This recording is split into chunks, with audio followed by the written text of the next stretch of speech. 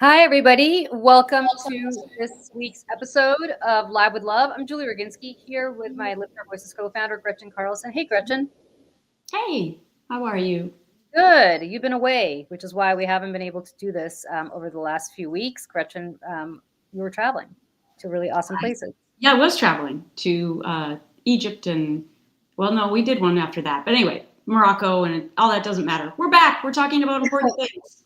We're back and we're talking about Jeffrey Epstein, which is what everybody seems to be talking about. But we have a bit of a unique perspective, not because mercifully either of us was ever trafficked or suffered through what these girls who are now women suffered through, but because we kind of understand what it's like to go up against powerful men and to be ignored until you take matters into your own hands and you hold them accountable, regardless of whether anybody expects you to or not, which is what these survivors have been so bravely doing, including today at a Capitol Hill press conference attended by bipartisan members of Congress.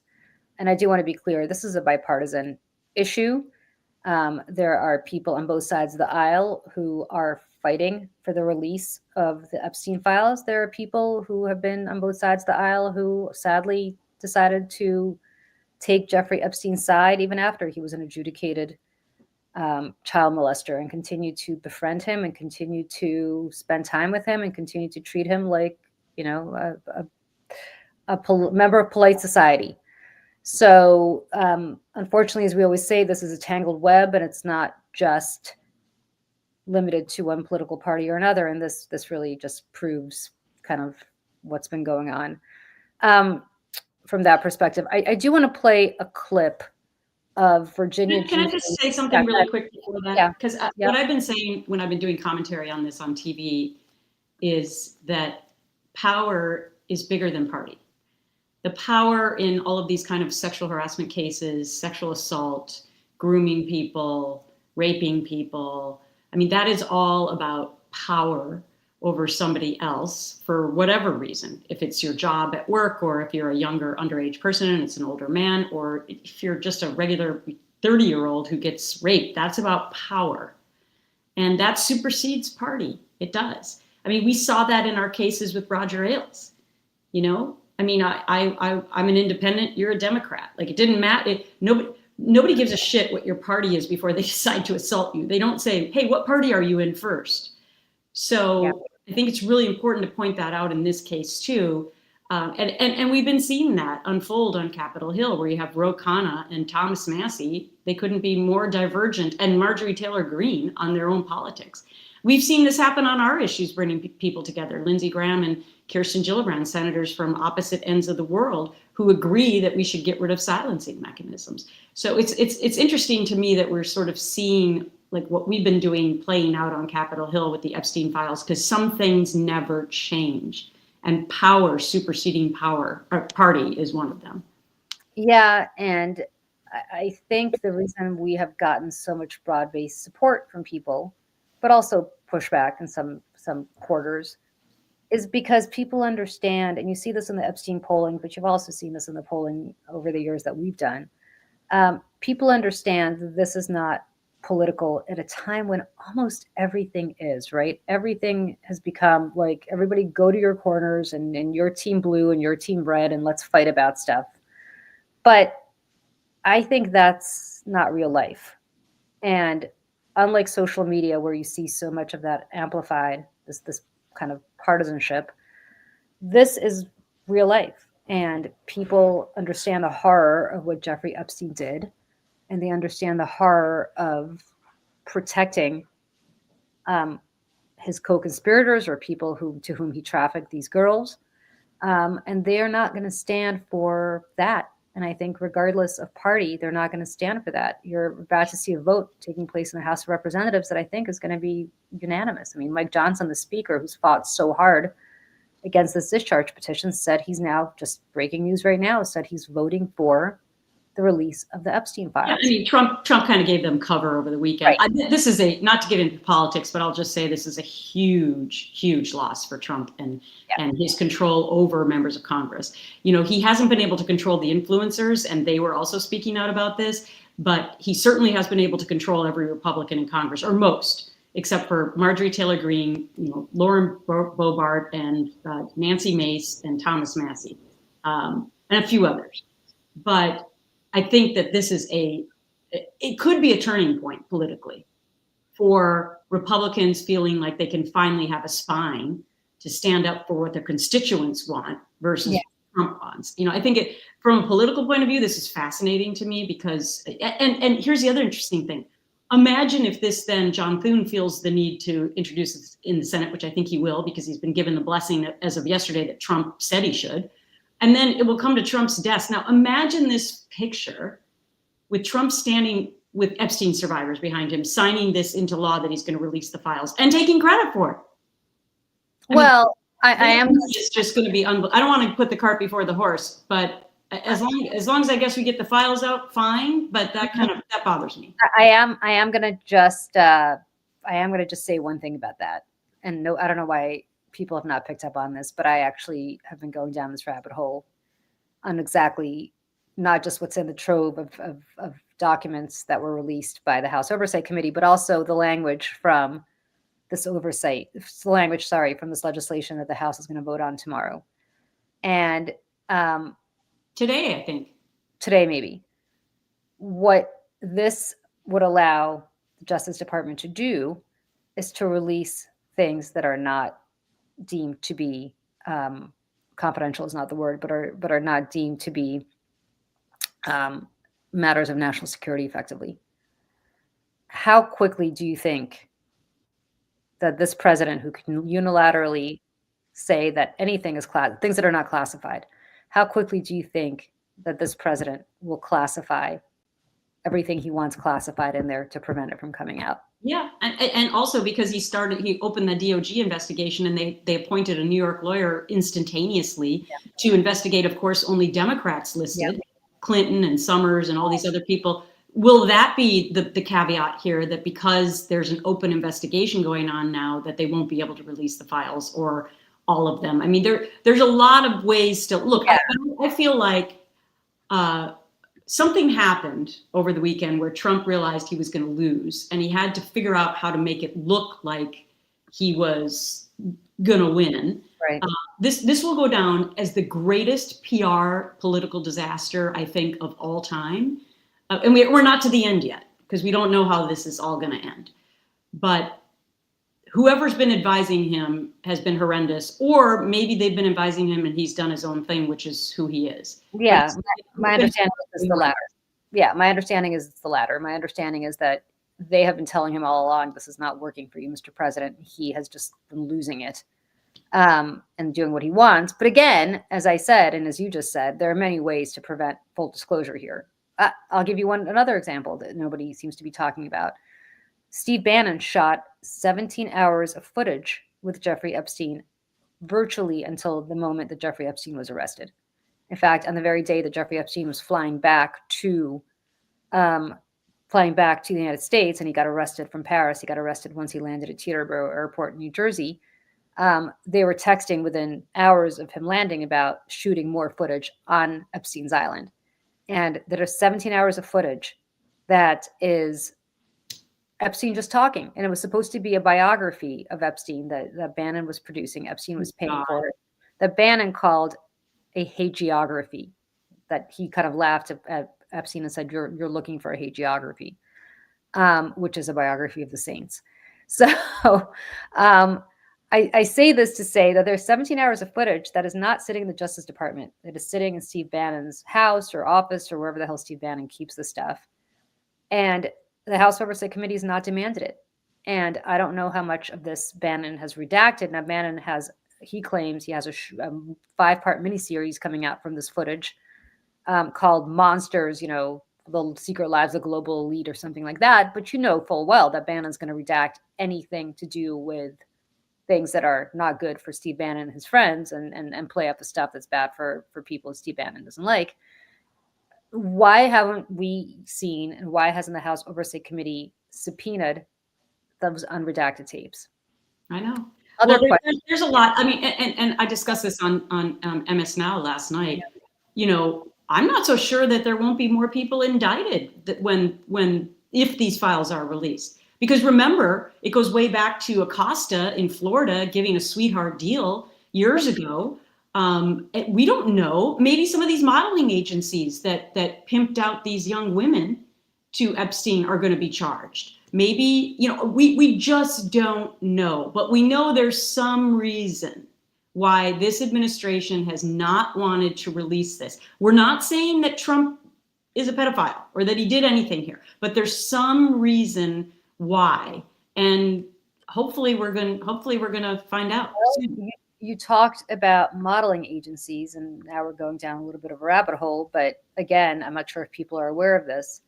One of Epstein's alleged biggest co-conspirators in this, somebody who assisted in the sex trafficking, was charged by French authorities of sex trafficking and being part of Epstein's network, and a very critical person in the network, was a man named Jean-Luc Brunel, who was the head of several modeling agencies in Paris and in France. And Jean-Luc Brunel, as soon as Epstein was pronounced dead, 35 days after his arrest at Teterboro, Epstein hung himself, just to be clear, Epstein hanged himself using his bed sheets at the Metropolitan Correctional Facility in New York. In a very startling coincidence, Jean-Luc Brunel suffered an identical fate shortly after his death Epstein's death in 2019. Brunel disappeared from public view, and Gretchen, he went into hiding. In December of 2020, so a year and change later, he was apprehended as he was boarding a flight from Paris to Senegal in Africa. He was locked up, much like Epstein, as he was awaiting trial and charged with raping a minor, sexual harassment, participating in Epstein-linked trafficking networks, the same exact thing that Epstein was charged with. And he was found dead, hanging by his bed sheets in his jail cell at the Santé prison. Interesting. Yeah. So you raise who else in these modeling agencies might have been complicit. I'm not a conspiracy theorist, but I find it fascinating. Well, there's some, I don't want to name any names, but there are some mentioned in the emails that have come out so far. Yeah. So, that is a whole nother thing. Anyway, just to big picture, we don't know who else could be criminally charged here. I don't think this is about just embarrassing people. This might actually be, criminal charges and against people who covered up. Maybe they're going to get in trouble. But anyway, I know you wanted to go to a clip because we have. Yeah. I just want to say one more thing. There is no statute of limitations for these crimes, and people should know that. And also, there is for sexual harassment, unfortunately. There is for sexual harassment, not for child sex trafficking. Nor should there be, by the way. Right. And I think sexual harassment either. 100%. Gretchen and I think we speak for almost everybody in America who says, let the chips fall where they may. I personally don't care which Democrat or Republican is caught up in this. I don't think anybody should. This is not a political issue. If you exploited women and girls, you deserve to be held to account. And I don't care if you were or are the president of the United States, for either party, or a prominent prime minister of an American ally, or a member of the royal family, or anybody. You deserve to be held to account. And I would hope that that is not a controversial belief. Unfortunately, I think it is in some quarters in Congress. It should not be. But as I said, there's a clip of Virginia Giuffre's brother, who has been speaking for her ever since she tragically committed suicide on April 25th of this year. And maybe we could play that clip from today's press conference. That ran deeper than the physical ones. From the start, she wrote, they manipulated me into participating in behaviors that ate away at me, eroding my ability to comprehend reality and preventing me from defending myself. The most destructive wound they inflicted was that of forced complicity, a betrayal of self that was crafted by her abusers.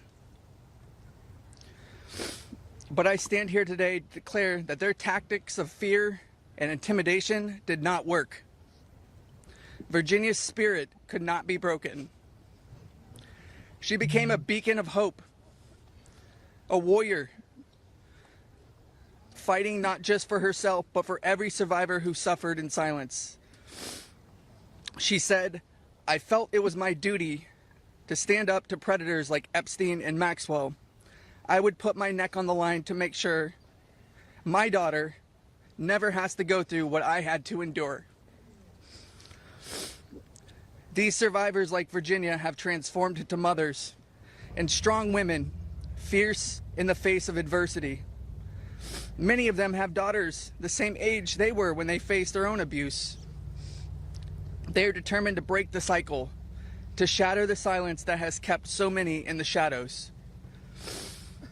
Virginia quoted in her memoir, "There I was, as the mother of 3 children. I felt it was my duty to stand up to predators like Epstein and Maxwell. I mentioned to Ellie in particular, her daughter, I would put my neck on the line to make sure she never has to go through what I had to go through. I said, joining Edward's CVRA case, what I would want somebody to do for my daughter or sister and friend. In the end, I said, I was just trying to do the right thing. That's what I felt like I'm doing," I said. "I'm making a small dent in this big world we live in."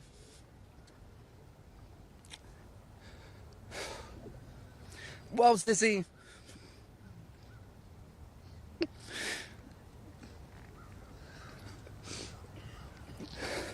you didn't just make a small dent.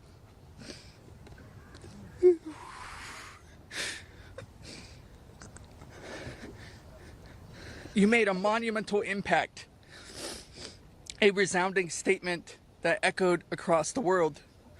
You built an unbreakable wall, a barrier that will protect future generations from the horrors of abuse. As we gather here today, I urge each of you, members of Congress, advocates, and all those who hear this message, to join us in this fight. We demand justice, accountability, and support for survivors. And we keep getting asked this. What does justice mean, you ask? It starts with acknowledgement. That's the first step. It's close to home for you and me too, you know, but the heart-wrenching, look, how can you be a member of Congress and say, hey, I think I'll vote against that guy? Like, you know, I mean, you and I, you know, we faced similar situations of trying to sum up the immense amount of courage it would take to come forward. And, you know, since that time, luckily, are fighting for so many other people to make sure that they are not silenced. So I feel a lot of kismet with this whole other movement of Epstein. And thankfully, we did come forward, Julie, because these Epstein survivors wouldn't be getting the attention they're getting now had the whole situation with so many other people 9.5 years ago not started, you know? And so, you know, it's very personal for you and me, and very heart-wrenching for everyone to watch that. And thank God they did that today, so that every single member of Congress can look in the mirror and think about their wife, their mothers, their aunts, their children, and say, boy, I don't know how I'm going to vote today. Really?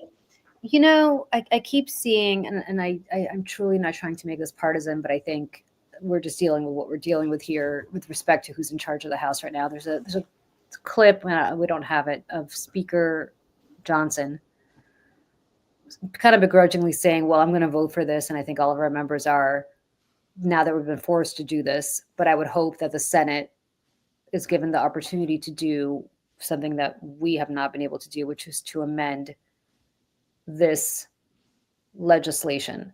I will say 2 things. One is the Speaker was not forced to do this. He could have brought up legislation himself to release these files and amended it any way he wanted. He chose to not do that, which is why this vote was forced.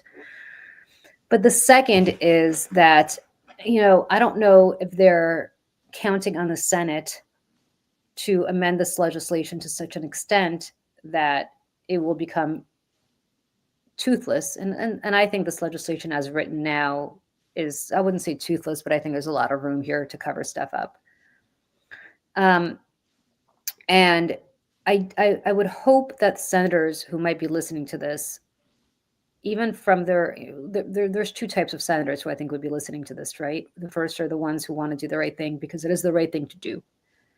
And it is the right thing to do. I don't know how else to say it.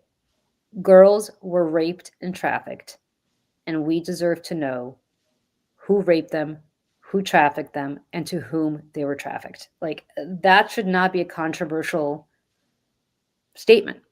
So, and I think we have and who covered it up. And who covered it up. And look, we have certainly spent our share of time around senators over the last several years, and actually not just around several years, throughout our careers, both you and I.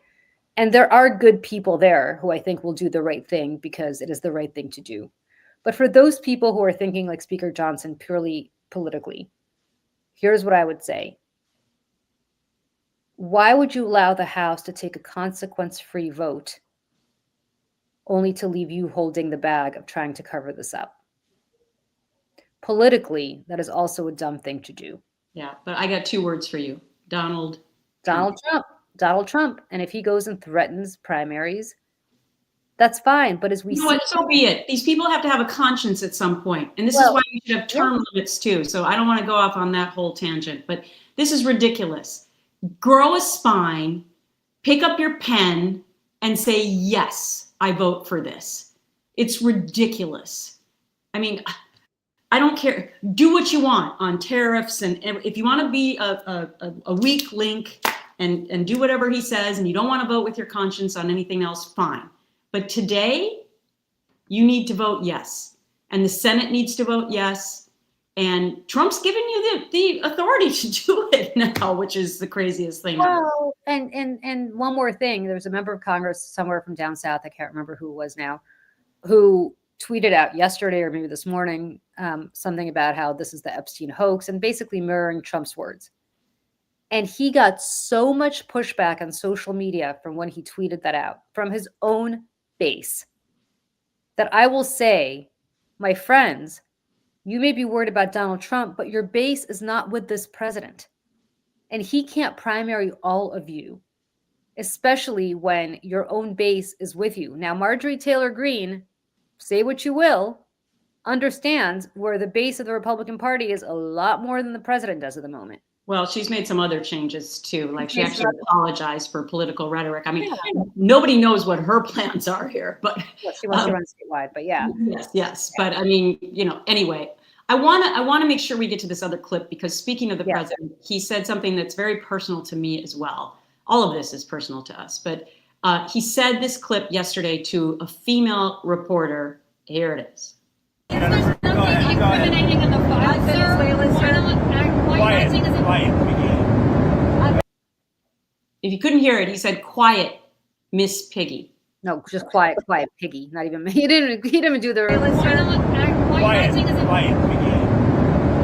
Piggy. Piggy. Are you effing kidding me?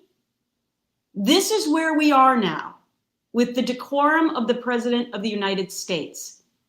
And what was the pushback? Like, where was anyone else saying you can't? You know why they don't? Because they want to make sure that they're on Air Force One to be able to cover the stories. This is so personal to me because after Miss America, one of my celebrity judges wrote an entire book calling me Miss Piggy throughout the whole thing because he said I was too fat to win Miss America when I was 105 pounds.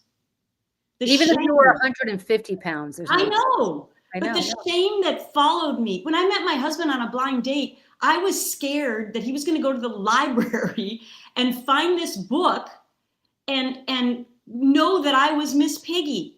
This shame followed me for years. This is what happens when we call women these names and nobody speaks up for them.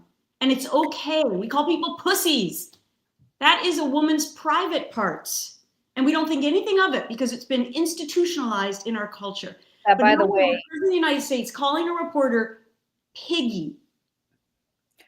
As for the word pussy, I don't know why that's a pejorative. That is a very strong part of the body that pushes out children. You give me something that men have done that's with their private parts that they can't even push out a little pebble when they have a kidney stone. Yeah. Right?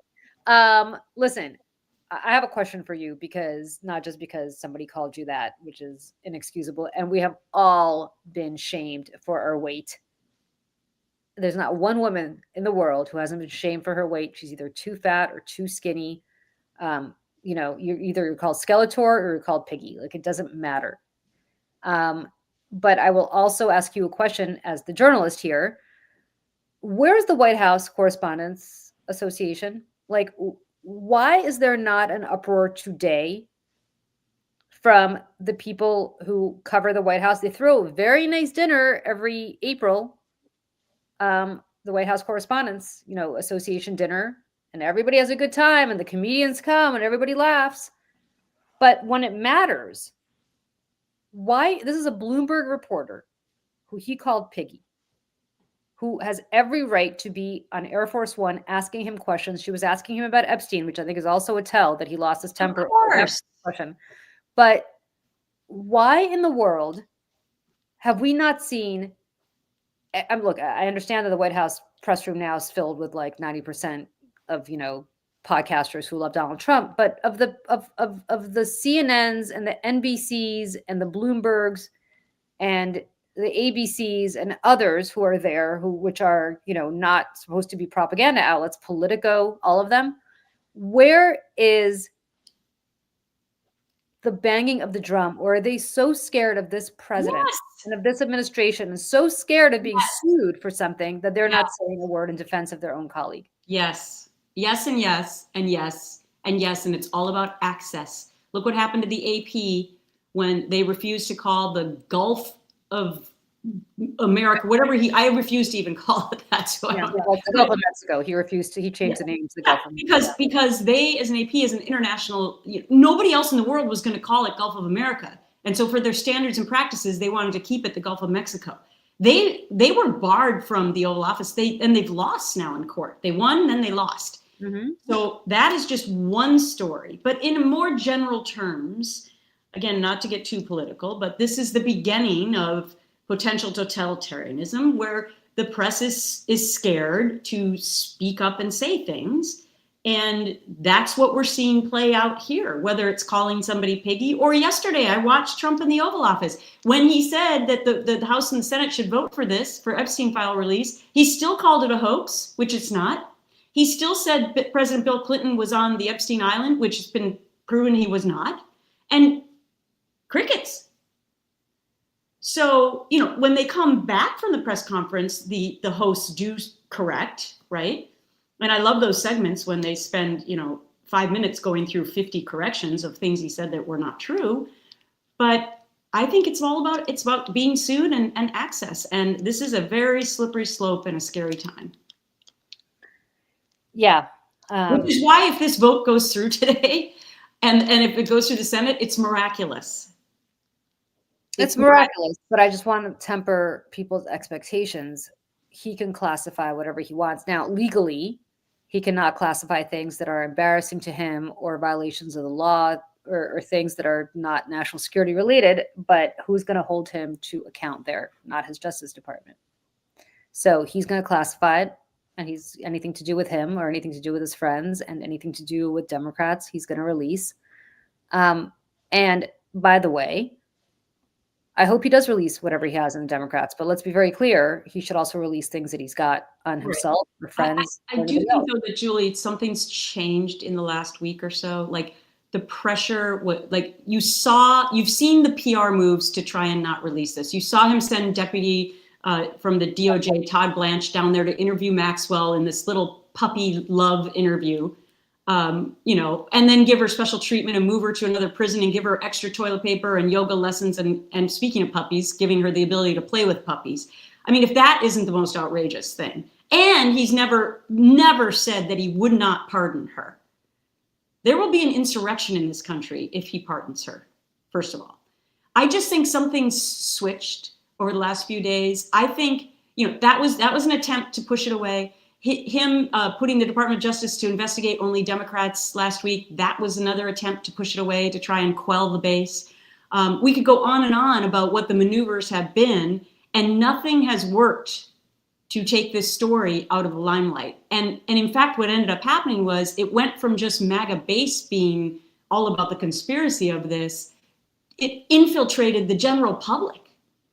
So now you have a story where probably 80-90% of the general public has heard about this. People who don't even cover politics. Yeah. So anyway, we could pontificate and go on and on. We will have to wait and see how this all plays out. But stay tuned. Stay tuned because all right, everybody. Well, thank you to everybody for joining us here today for our quick show, and we will see you back here. I think next Tuesday, Gretchen. I think we're okay with that. Next Tuesday, or we'll come up and do something in between if some big breaking news happens. For sure. All right, everybody. Thanks so much for joining. Bye. Bye.